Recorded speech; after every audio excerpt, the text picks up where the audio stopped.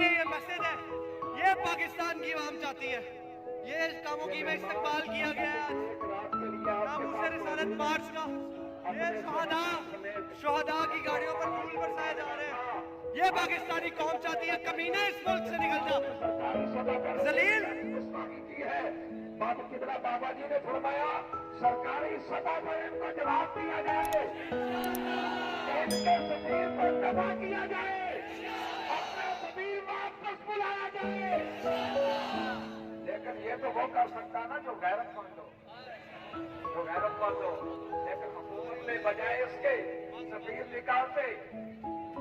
ایک مرتبہ ہمارے 27 بندے شہید کیے، پھر ہمارے 12 بندے شہید کیے، اور آج 4 بندے ہمارے شہید کر دیے، سینکڑوں زخمی ہیں، رات سے چڑھا دیے۔ اس کے باوجود یہ عاشقان رسول جو کئی ننگے پاؤں چل رہے ہیں اپنے آقا کی رضا کے لیے، اپنے آقا کی عزت پہ پہرا دینے کے لیے، یہ لاہور سے پیدل چلتے ہوئے یہاں تک پہنچے ہیں، لاہور سے پیدل چلتے ہوئے، اور ان بدماشوں اور ہندوؤں کو میں بتا دینا چاہتا ہوں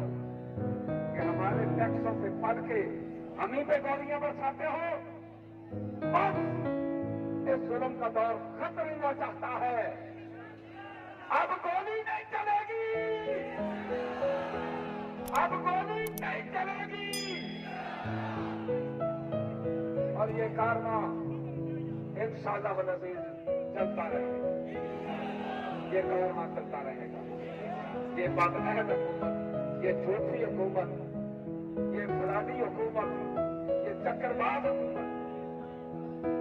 یہ ظالم حکومت، یہ جابر حکومت، ان کا چہرہ دیکھو تو فرعون نظر آئے، باتیں سنو تو حامان نظر آئے، کام دیکھو تو قارون نظر آئے، آسمان رسول کے گولیاں برسا رہے ہیں، یہ بیسی ہیں، یہ درندے ہیں، حکمران نہیں ہیں،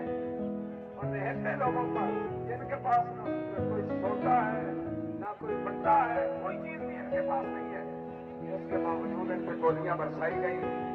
یاد رکھنا ہمارا خون ہے، پانی نہیں ہے، مت سمجھو کہ یہ پانی ہے جیسے ہم مرضی بہاتے رہیں گے، بس تمہارے دور ظلم کا دور اب ختم ہوا جاتا ہے انشاءاللہ العزیز۔ اب وہ وقت قریب ہے کہ انشاءاللہ حضور کا دین تخت پہ آئے گا، حضور کا دین تخت پہ آئے گا۔